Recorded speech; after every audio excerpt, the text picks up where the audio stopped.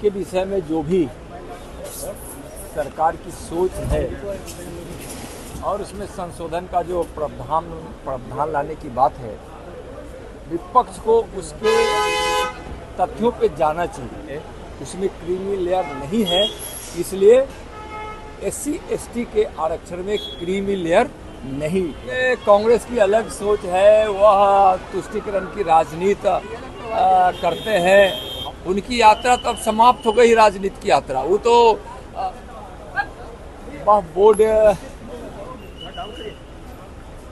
के विषय में जो भी सरकार की सोच है और उसमें संशोधन का जो प्रावधान लाने की बात है, विपक्ष को उसके तथ्यों पे जाना चाहिए कि किस प्रकार से बोर्ड की संपत्तियों का उपयोग उसी अल्पसंख्यक समाज के महिलाओं के लिए और बच्चों के लिए और उनके गरीबों के लिए हो।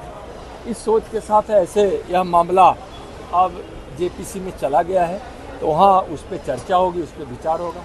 सर, क्रीमी लेयर पे कल चर्चा चली कि सब क्रीमी लेयर प्रावधान है वो नहीं रहेगा। बिल्कुल मोदी सरकार ने स्पष्ट किया है और माननीय प्रधानमंत्री जी का भी स्पष्ट विचार आया है कि बाबा साहब भीमराव अंबेडकर जी के संविधान में जो SC और ST के आरक्षण का जो प्रावधान है उसमें क्रीमी लेयर नहीं है, इसलिए SC ST के आरक्षण में क्रीमी लेयर नहीं रहे।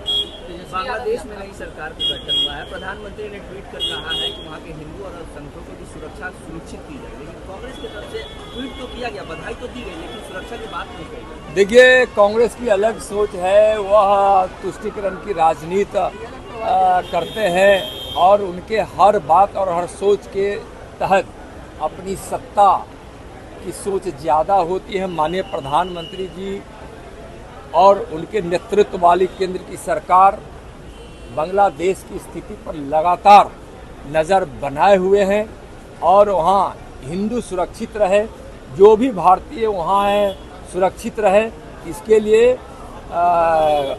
बड़े अधिकारी भारत सरकार के लगातार वहाँ के संपर्क में हैं और माननीय गृह मंत्री जी ने वहाँ ADG BSF के अध्यक्षता में एक उच्च स्तरीय कमेटी भी बना दिए हैं।